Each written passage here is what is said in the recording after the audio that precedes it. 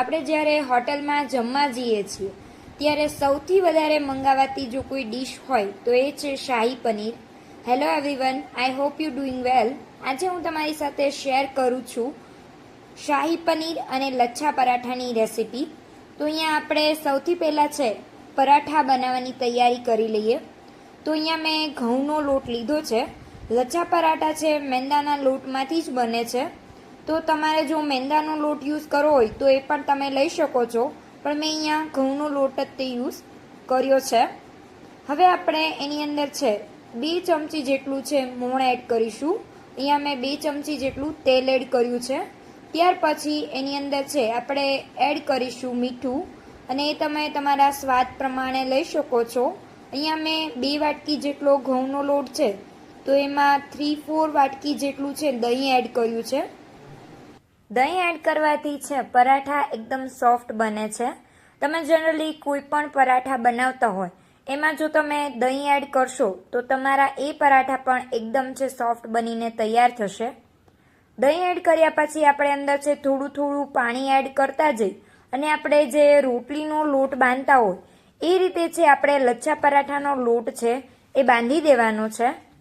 અને એમાં છે આપણે લાસ્ટમાં થોડું તેલ એડ કરી અને મોણ પણ આપી દઈશું. અને ત્યાર પછી લોટને આ રીતે છે ટક કરી અને રેસ્ટ કરવા માટે અડધી કલાક જેવું મૂકી દેવાનું છે. હવે આપણે શાહી પનીરની તૈયારી કરીએ. તો અહીંયા છે ટામેટાં અને ડુંગળીનું જે માપ હોય છે એ તમે એક્ઝેક્ટ લેશો તો તે શાહી પનીરનો જે કંઈ હોટેલ જેવો સ્વાદ છે એ તમને આવશે. તો અહીંયા છે મેં 2 નંગ જેટલા ટામેટાં લીધા છે, તેની સાથે 1 ડુંગળી લેવાની છે. તો અહીંયા 2 ટામેટાં મેં સુધારી લીધા છે અને 1 ડુંગળી છે સમારી લીધી છે. ત્યાર પછી આપણે 1 ઇંચ જેટલો આદુનો ટુકડો છે એ લીધો છે અને એને પણ સમારી લીધો છે. અને 2 કળી જેટલું લસણ છે અને લીલા મરચાં છે. હવે આપણે છે એક પેનની અંદર થોડું બટર લઈશું. બટર ના હોય તો તમે ઘી પણ લઈ શકો છો.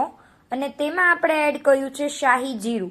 શાહી જીરાથી છે પનીર જે કંઈ બનશે એ એકદમ શાહી એનો સ્વાદ આવશે. જો શાહી જીરું ન હોય તો તમે સાદું જીરું પણ યુઝ કરી શકો છો. 1 તજ, 3 લવિંગ, 3 છે જે ગ્રીન ઇલાયચી આવે છે એ છે, 1 મોટી ઇલાયચી છે, તમાલપત્ર છે, 2 લસણની કળી છે અને 2 જે કંઈ લીલા મરચાં આવે છે એ એડ કર્યા છે. 1 ઇંચ જેટલો આદુનો ટુકડો છે અને 1 નંગ છે ડુંગળી જે કંઈ આપણે સમારીને રાખી હતી એ એડ કરી છે. હવે આ બધું એડ કર્યા પછી આપણે એને છે આ રીતે થોડુંક છે સાતળી લેવાનું છે. ત્યાર પછી તે આપણે એની અંદર ટામેટાં એડ કરીશું, કેમ કે જો આપણે આની સાથે જ તે ટામેટાં એડ કરી દઈશું તો ડુંગળીનો ટેસ્ટ છે એ બરાબર થોડું આમ કાચો હોય ને એવું જ લાગશે. એટલે થોડું સાતળી 1 મિનિટ જેવું પછી તમારે એમાં છે ટામેટાં એડ કરવાના છે. ટામેટાં આપણે એડ કરી દઈએ એટલે આપણે આની અંદર એડ કરીશું કાજુ. અહીંયા મેં 8 નંગ જેટલા કાજુ લીધા છે અને ત્યાર પછી 2 નંગ જેટલા જે કંઈ કાશ્મીરી સુકાઈ ગયેલા મરચાં આવે છે એ લીધા છે. સ્વાદ પ્રમાણે છે મીઠું એડ કર્યું છે. તમે અહીંયા કાજુની જગ્યાએ છે મગજતરીના બીજ જે આવે છે એ પણ લઈ શકો છો. અને થોડી વાર છે એને સાતળવા દેવાનું છે.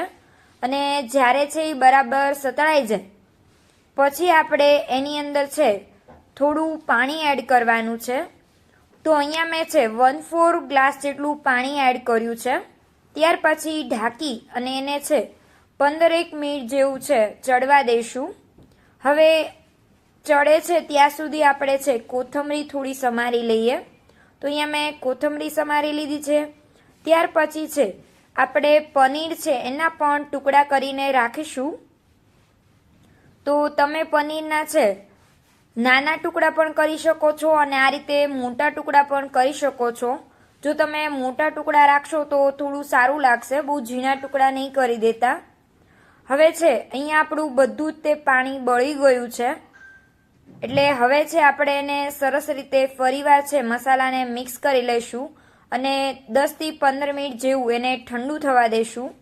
ઠરી જાય એટલે આપણે એની અંદરથી જે આ તમાલપત્રનું પાન છે એ કાઢી લેવાનું છે અને એની અંદર આપણે જે કાંઈ મોટી ઇલાયચી એડ કરી હતી એને પણ કાઢી લઈશું અને એને એક મિક્સર જારમાં લઈ અને એને પીસી લેવાનું છે. સૌથી પહેલાં તમારે છે પાણી નાખ્યા વગર જ પીસવાનું છે. પછી થોડું થોડું પાણી એડ કરી અને તમારે એકદમ સ્મૂથ છે એનું પેસ્ટ બનાવીને તૈયાર કરવાની છે. તો તમે પેસ્ટ જોઈ શકો છો કે આ રીતની પેસ્ટ છે એકદમ સ્મૂથ અને ક્રીમી હોવી જોઈએ. જો આવી ગ્રેવી છે એ એકદમ સ્મૂથ ના હોય તો કોઈ ચાળણીની મદદથી છે તમારે એને ચાળવી પડશે.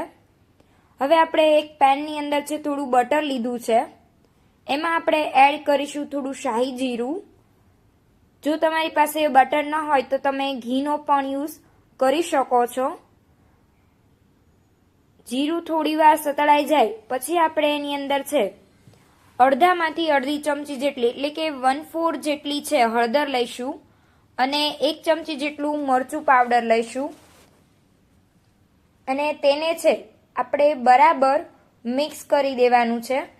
અહીંયા તમારે એ વાતનું ખાસ ધ્યાન રાખવાનું છે કે ગેસની ફ્લેમ છે સાવ સ્લો હોય, નહીંતર પછી છે મરચું બળી જશે.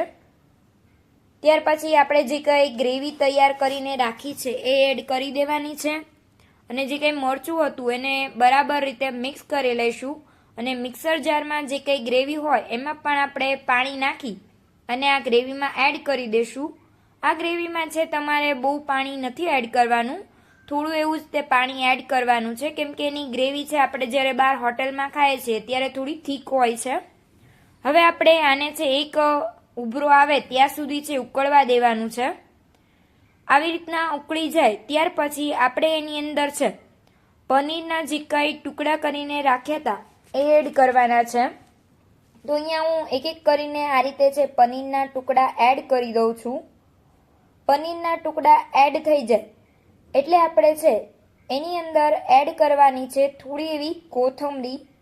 તો ગાર્નિશિંગ માટે મેં અહીંયા કોથમરી એડ કરી દીધી છે અને ત્યાર પછી છે થોડી કસૂરી મેથી છે એ આપણે વાટીને એડ કરી દઈશું અને તમારા સ્વાદ પ્રમાણે છે તમારે મીઠું એડ કરવાનું છે. મીઠું આપણે આગળ પણ ગ્રેવીમાં એડ કર્યું જ છે એટલા માટે થોડું એવું તે એડ કરવાનું છે અને થોડી એવી છે સાકર. અહીંયા મેં સાકરનો યુઝ નથી કર્યો, અહીંયા મેં જે કંઈ ખડી સાકરનો જે કંઈ પાવડર આવે છે એનો જ તે યુઝ કર્યો છે જેથી કરીને છે ટામેટાની અંદરની જે ખટાશ હોય છે એનું બેલેન્સ થઈ જાય. તો હવે આ બધું એડ કર્યા પછી આપણે એને મિક્સ કરી લેવાનું છે. હવે આ શાહી પનીર રેડી નથી થઈ ગયું, હજી એનો ફાઇનલ ટચ બાકી છે. તો બહાર હોટેલ જેવું તે શાહી પનીર લાગે એટલા માટે હું એવું કરું છું કે એક અહીંયા છે વઘારિયામાં મેં થોડું બટર લઈ લીધું છે અને એમાં છે થોડા મેં કાજુના ટુકડા આ રીતે 2 ભાગ કરીને રાખ્યા હતા. 5-6 કાજુ લીધા છે, એને છે બટરમાં સારી રીતે છે સાતળી લીધા છે અને તેને છે આપણે આ જે કંઈ શાહી પનીર તૈયાર થયું છે એની ઉપર વઘાર કરીશું. તો શાહી પનીરનો ટેસ્ટ એકદમ બહુ સરસ આવે છે, બહાર જેવો જ આવે છે. અને ત્યાર પછી 1/4 વાટકી જેટલી મેં છે મલાઈ એડ કરી છે. અહીંયા મેં ઘરની મલાઈનો જ યુઝ કર્યો છે. જો તમે કંઈ બહારથી મલાઈ જે કંઈ મળે છે અમૂલ ફ્રેશ ક્રીમ એનો યુઝ કરવો હોય તો એ પણ તમે કરી શકો છો. હવે આ શાહી પનીર છે એકદમ ખાવા માટે તૈયાર છે અને એકદમ હોટેલ જેવું બનીને રેડી થઈ ગયું છે. તમે પણ છે આ રીતે ચોક્કસથી એકવાર પનીર બનાવીને ટ્રાય કરજો તો તમે હોટલનું શાહી પનીર પણ ભૂલી જશો. અહીંયા મેં છે કોઈ પણ પ્રકારના ગરમ મસાલાનો યુઝ પણ કર્યો નથી. હવે આપણો લોટ છે એ બરાબર રેસ્ટ થઈ ગયો છે. તો હવે આપણે એમાંથી છે લચ્છા પરાઠા તૈયાર કરી લઈએ. તો અહીંયા મેં બટરને થોડું મેલ્ટ કરીને રાખ્યું હતું, એમાં આપણે થોડીક છે કોથમરી એડ કરી છે. જો તમે ઈચ્છો તો એમાં છે તમે થોડું લસણ પણ એડ કરી શકો છો. તો આપણે જે રીતે રોટલી વણતા હોય એ રીતે સૌથી પહેલાં છે એક લુઓ લઈને આ રીતે રોટલી વણી લેવાની છે. ત્યાર પછી આપણે જે કંઈ બટર અને કોથમરી નાખીને જે કંઈ બેટર બનાવ્યું હતું એ થોડું એડ કરીશું અને એના ઉપર થોડો છે લોટ સ્પ્રિંકલ કરી દેવાનો છે. ત્યાર પછી 2 આંગળીની મદદથી આ રીતે છે લચ્છા પરાઠાને એક પછી એક આમ પડ વાળતા જવાના છે. અને છેક સુધી આ રીતે રોટલીના પડ છે આપણે વાળી લેશું. ત્યાર પછી આપણે એને થોડુંક છે આ રીતે ખેંચવાનો છે અને એના ગોળ છે રાઉન્ડ વાળી દેવાનો છે. અને છેલ્લે છે આ જે કંઈ છેલ્લેનો ભાગ વધે છે એને આપણે આ રીતે પાછળ છે થોડું દબાવીને ફિટ કરી દઈશું. હવે આ લચ્છા પરાઠાને તમે છે હાથની મદદથી પણ આ રીતે દબાવીને બનાવી શકો છો, અથવા તો તમે વણીને મારી જેમ પણ કરી શકો છો. તો અહીંયા મેં થોડો કોરો લોટ ભભરાયો છે ઉપરથી, અને ત્યાર પછી લચ્છા પરાઠા છે વણી લીધા છે. તમે આ પરાઠા વણો ત્યારે એક વસ્તુ ખાસ ધ્યાન રાખજો કે એકદમ હળવા હાથે છે એને વણવાના છે. અને ત્યાર પછી આપણે છે એને એક લોઢી ઉપર છે શેકી લેવાના છે. હજી હું તમને એકવાર બતાવું છું કે મેં કઈ રીતે છે લચ્છા પરાઠા તૈયાર કર્યા છે.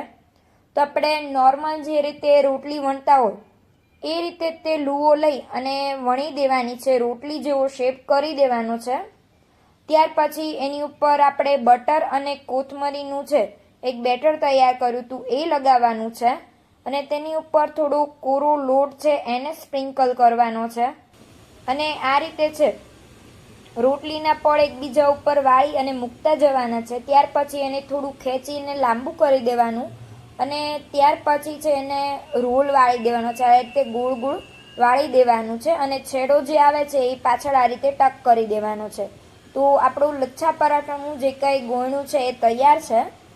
તો હવે તમે એને એમનામ હાથેથી પણ પ્રેસ કરીને વણી શકો છો, અથવા તો વેલણના મદદથી પણ વણી શકો છો.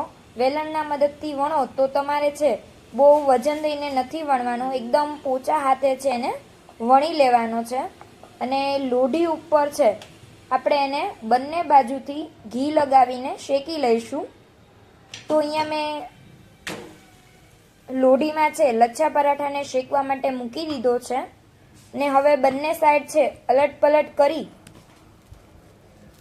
હવે બંને સાઈડ છે આપણે ઘી લગાવી દઈશું. આ રીતે ઘી લગાવ્યા પછી એને છે સારી રીતે પ્રેસ કરી અને લો ફ્લેમ ઉપર શેકી લેવાના છે. તમારે ગેસની ફ્લેમ છે એકદમ સ્લો રાખવાની છે. જો તમે સ્લો ફ્લેમ પર નહીં શેકો તો એ અંદરથી છે કાચા રહી જશે. અને અહીંયા જો મારે ભાખરી શેકવાનું મારી પાસે જે કંઈ ડટ્ટો આવે છે એ છે, એટલા માટે હું આનાથી શેકી લઉં છું. જો તમારા ઘરે તવેથો હોય તો એની મદદથી પણ તમે શેકી શકો છો, પણ મને આ રીતે ફાવે છે એટલે હું આ રીતે તે શેકું છું. તો તમે જોઈ શકો છો એકદમ સરસ લચ્છા પરાઠા બનીને રેડી થઈ ગયા છે. તો તમે પણ જરૂરથી આ રેસીપી એકવાર ટ્રાય કરજો, તો તમે બહાર હોટેલનું શાહી પનીર અને લચ્છા પરાઠા ભૂલી જશો. અને મારી ચેનલને લાઈક કરજો અને શેર કરજો અને સબસ્ક્રાઈબ કરજો. હવે મળીશ નવા વિડીયોમાં. Bye bye, take care.